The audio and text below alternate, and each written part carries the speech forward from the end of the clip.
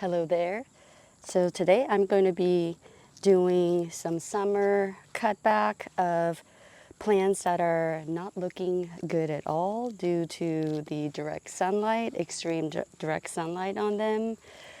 I see some lamb's ears that are not doing good, cosmos, this poor clematis here. So anyway, we're going to cut a lot of things back. I wanted to also cut back the daylilies. And since I'm going to be cutting some of them back, I figure I would go ahead and remove the ones that I don't like, which are the yellow. So I thought it was going to rain when I started this video. Anyway, so I went ahead, and of course it didn't rain after I already started. So I went ahead and removed all of the yellow daylilies that I do not want in this, this part of the garden anymore. So all of those were taken care of. I take it back. These are the only yellow ones that I left. I think so I have maybe a couple of plants right here. I figured this would be the yellow, will be an echo to the yellow rose in that corner over there. So the reason I wanted to do the cutback right now instead of later on in the fall is because, well, one is a good day today, and it is going to be, for the next 9 days, it's going to be in the 80s. Can you believe that? In the 80s, and each day it was like at least a 30 to 40% chance of rain, which is really good. So it seems like fall is coming a lot earlier. So I thought, why not just take the opportunity and take care of the plants that are not even doing good anyway, such as this clematis. So that way I might have less to cut back when fall is here. Kind of like fall cleanup. I don't have to do much of fall cleanup. There'll be some, but not as much by doing some right now, since we're going to be getting fall weather. And that way, I'll just put it over here. And by cutting things back right now, I'll be able to enjoy the beautiful plants that are here, such as this autumn joy sedum, this nice cut leaf coneflower here. I have another one there and another one in the back of me there. And I think I'm just going to go ahead and prune this into a nice structure. This is winter green holly. I just feel like right now I just can't really enjoy the plants that are looking good because of the plants that are not doing good. There are such an eyesore right now. So I'm just gonna try to talk and do at the same time. I thought I would like the cosmos, but they just don't do really good over here, and they seem to attract ants. I thought last year was just a fluke, but again, same thing this year. They are attracting a lot of ants. They are beautiful though, so it's too bad that I'm not able to grow them very well over here in our zone. Do you see how bad these look? Right around here. This is where the clematis is as well. So it is just so interesting. I don't know if it's more intense sunlight right around here because of the peach tree where it ends. That is interesting. And I thought I was going to, start planting the coneflowers, Echinacea purpurea, but I think I'm just going to pull these out and not have them here because I just wanted to keep it at the pollinator garden, or the hillside garden in the front there. First I thought it was a good idea, and then of course now I'm changing my mind.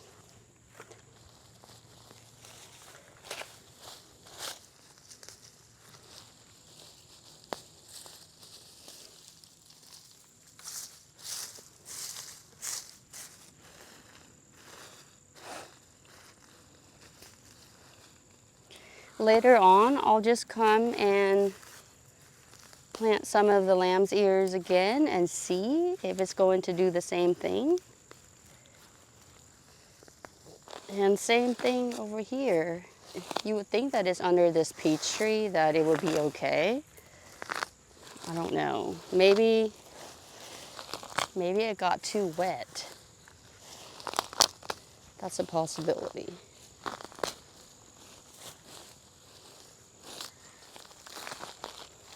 Even this one, like nothing over here, but some dieback on this side.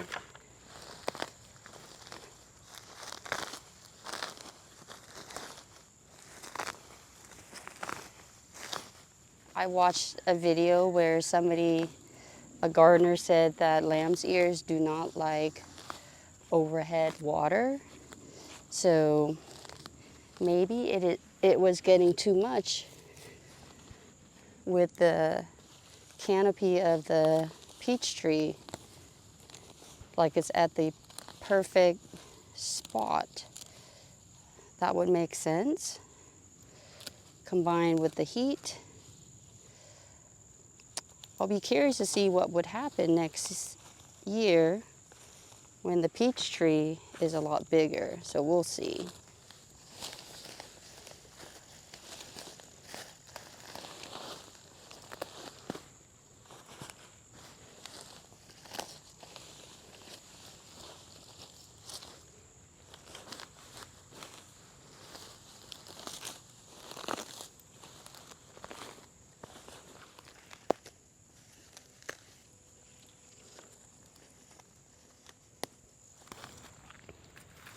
The stalks just come off really easily. If it doesn't pull off easily, it's because it's still not ready yet. As you can see that once it's completely died off, then yes, it's very easy to pull out.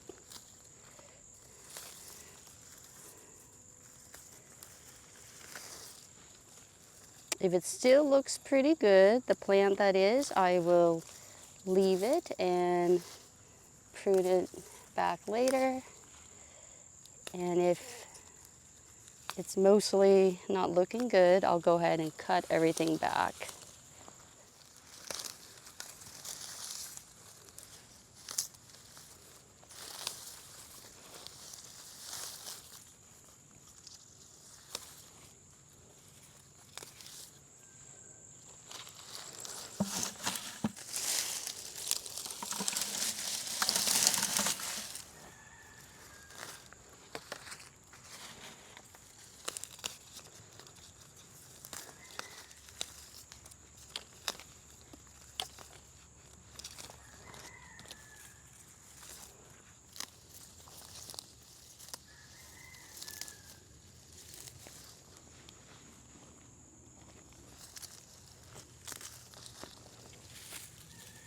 All right, so in this space right here, this is liatris, and I do want to remove the flower heads, the bloom heads, not because they're not looking pretty right now, it's because they do get very seedy over here, like it seeds very readily. So because of that, I'm just going to go ahead and remove the seed heads and just leave the plant. 1 year I left the seed heads, and of course the seeds form, they fell to the ground, and then the following year they were just all over the place. So since then, I have been just cutting them back when they look like this. So hopefully I caught most of them in time before they go to seed and drop.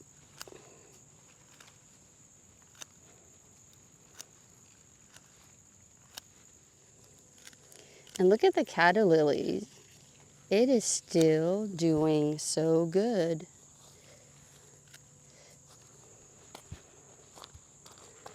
Just a few leaf burn here and there, so I'll cut some of those off as well.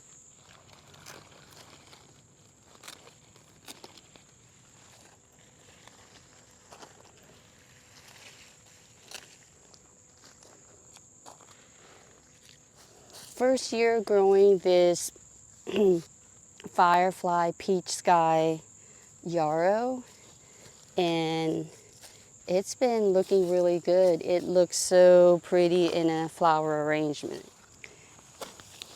It does last, I would say, a good week or two in a flower arrangement. Now let's prune the rosemary.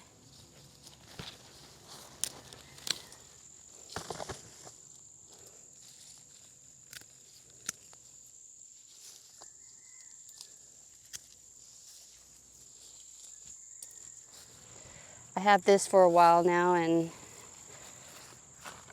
it's well established, so I think it'll be just fine being pruned.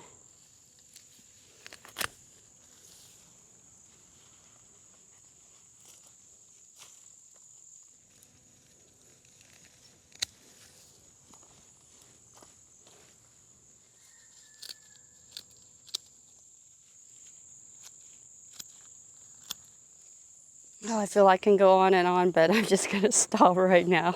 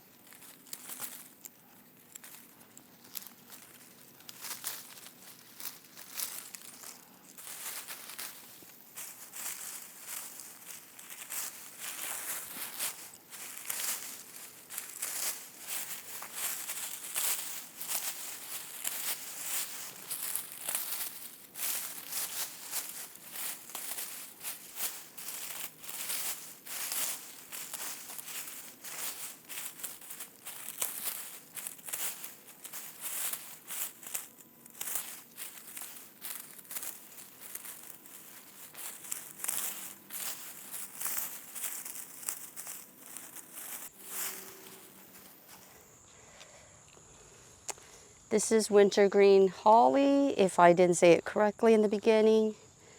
And this is a deciduous plant or shrub. I think it's gonna die back in the winter. And I would say the right thing to do would be to prune it when it's still dormant, like I would say late winter would be a good time to prune it before it flushes out, but I'm impatient and I want to see what it could look like with everything all, pruned back, cut back, and removed and all that. So I'm just gonna go for it, just taking just a little bit out on the bottom there, and maybe some at the top just to give it some nice airflow. So here we go. I love pruning, so don't let me have like a pruner in my hand, because I can go crazy with it if I'm not careful. I want to lift up the canopy, so I'm just going to take the bottom there.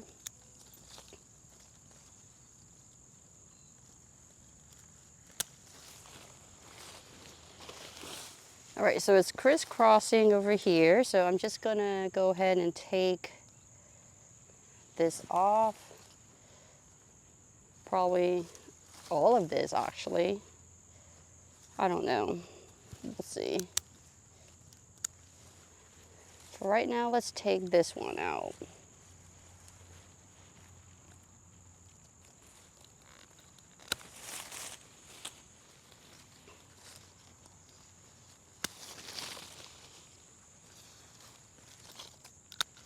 Since it's still little, I don't want to take too much. How's that?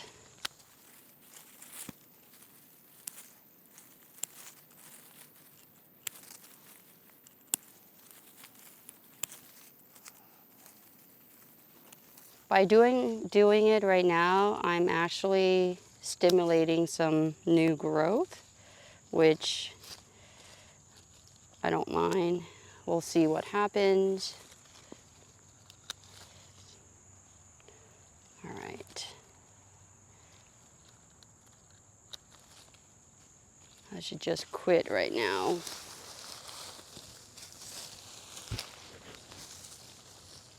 We'll see. I'm just going to leave it for now and see what it does next year.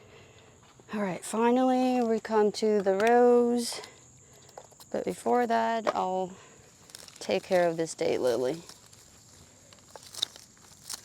This one I will cut it all the way down because it looks like it's ready to say goodbye for the season.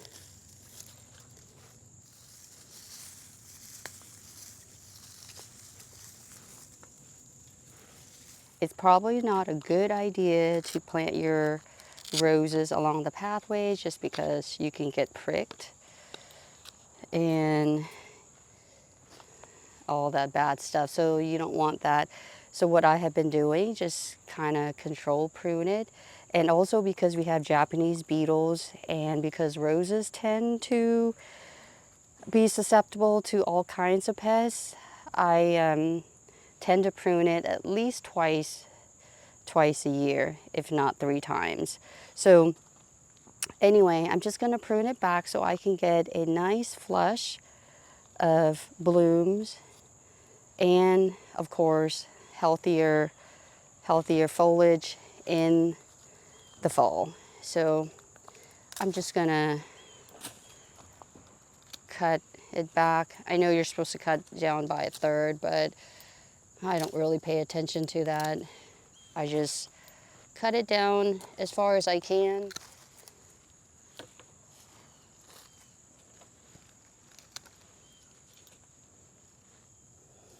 This is when anything that's crisscrossing, I'll go ahead and take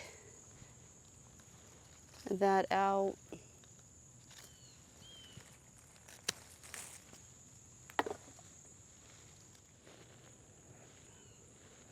The blooms are still so pretty right now. I am so happy for the last 2 years have not seen a lot of Japanese beetles. Like I'll see a few and then they're gone. I don't know if the heat is too extreme for them. I'm not sure what the situation is. I am not complaining at all.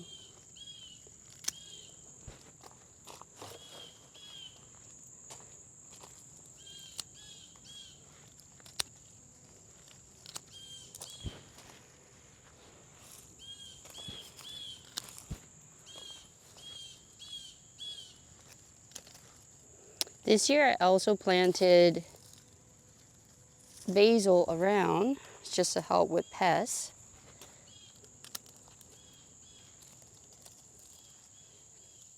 I don't know if it's working or not, but it makes me feel better that I try to do something to help it out. All right, I'm gonna take this whole thing. I don't enjoy pruning roses at all. Since roses don't do well here, I got rid of all the roses. This is the only one that I saved.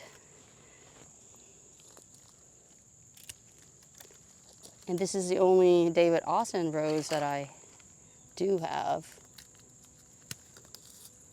Ugh, getting pricked.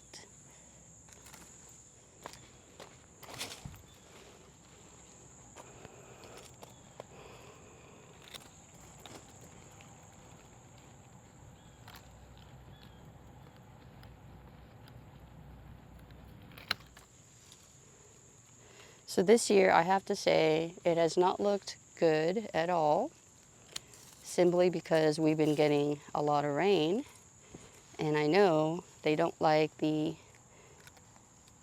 wet and the humidity over here. So I'm pretty sure it will appreciate me pruning it back and then feeding it. Let me just pull my sleeve down to make sure I don't get pricked.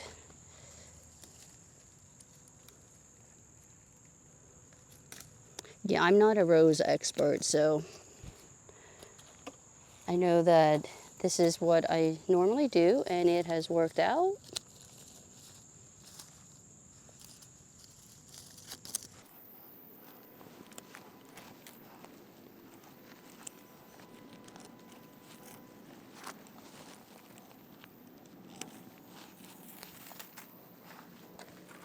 But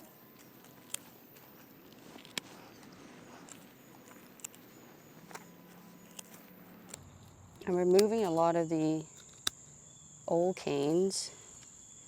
All right, let's see. I'm gonna take this one out.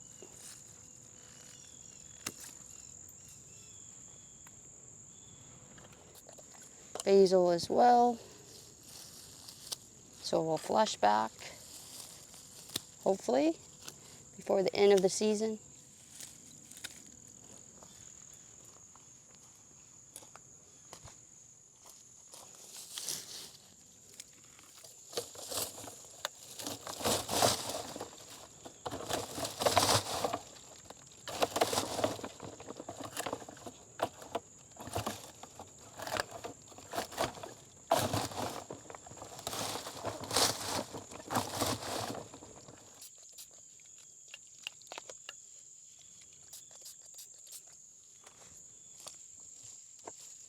Hello again. It is the next day.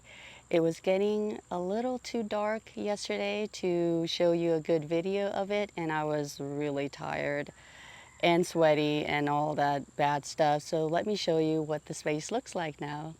All right, you ready? Well, here it is. I think it looks so much better. You could see the plants that are looking so good right now. We have zinnia, autumn joy sedum, and even the lamb's ears. So all the pretty flowers, you're able to see them more. You're not focusing on things that are not looking good. The rose was cut back a little bit more after you saw me finishing that yesterday. I still need to buy some fertilizer and some rose treatment for that. So anyway, still need to do that. You can see the autumn joy sedum there really good as well. And look what I did right here. Isn't it so fun? So I just hung the cut leaf coneflower onto this wintergreen holly. And let's look at the wintergreen holly very closely. I like the pruning a lot better. It gives it a nice structure instead of just being a glob. And look how beautiful this autumn joy sedum. I can see it so much better without distractions. And I didn't mention in the video yesterday, but I did take out, remove all of the irises over here and then also on the other side. Initially they were put in here to help soak up water, but now that I have plants that are well established, and since then this pear tree was put in and it likes it on the moist side, so it will be able to take up any excess water here when we do get rain. And I figure the irises would be harder to divide later because they would be competing with the roots of that tree. So anyway, hopefully I did the right thing. And one of them was so big, the iris that was right here. It was it was hard to remove. I think several of them, of the irises, and I don't know why I do this to myself with my bad back, but I had to do it. I was just on a roll. I didn't need to do all of them at once. So if you do have a bad back, please don't do what I did. Just remove one at a time if you can, or get somebody to help you. And now if we back up, I can actually see, so from this angle you can see that camellia better, gives it a nice structure. When the irises were there, it was obstructing that camellia, which, you know, eventually the irises would be cut back in the fall anyway, but why not enjoy the nice structure of the camellia now without anything right there to block the view. But I think having more ground coverage there would be very nice, so that way you don't see a lot of the mulch there. I did cut a little bit of this coneflower back, cut leaf coneflower right there.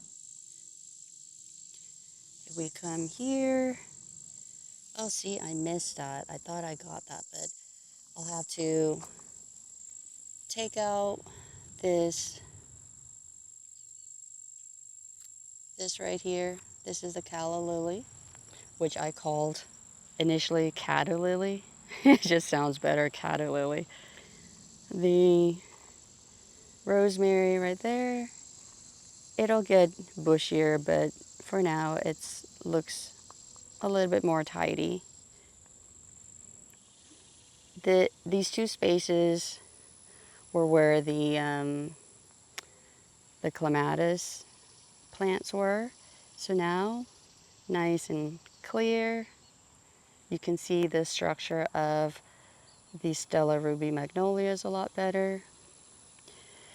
And I don't think I showed this at all, and I totally forgot about the rosemary over here. So first decided to prune it like hard back, heavily back, but then decided that, you know, let's go ahead and remove the rosemary.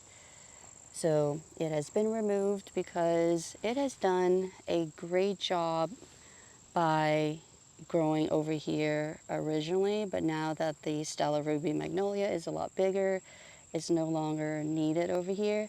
Now I could have transplanted, you know, if it were to be another plant, but with rosemary, just based on my experience, it does not do well. When you transplant it, it will die. It was rotting away, see that?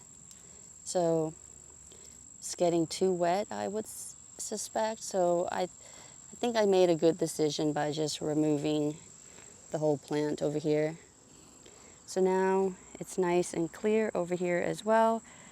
I could put in lamb's ears, I could put in more ground covers, other ground covers that is, and the space just looks so much more fresh for the summer going into fall. I would say that if you want to do summer maintenance, just make sure you know your plants really well. You will know after gardening for a while which plants could be cut back. And if you're going to remove a plant altogether, I mean, any time is a good time.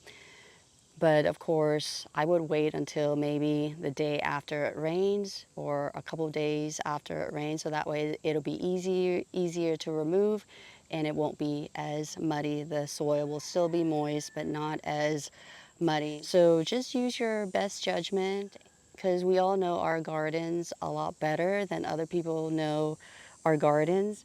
And the reason I did this again was to bring out the plants that are standing out right now, and then the plants that are struggling, why not just have them go to sleep, so that way they don't have to struggle and stress about it.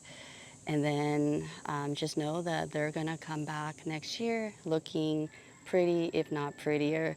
So yeah, hopefully you enjoyed the video, and until the next one, take care and bye for now.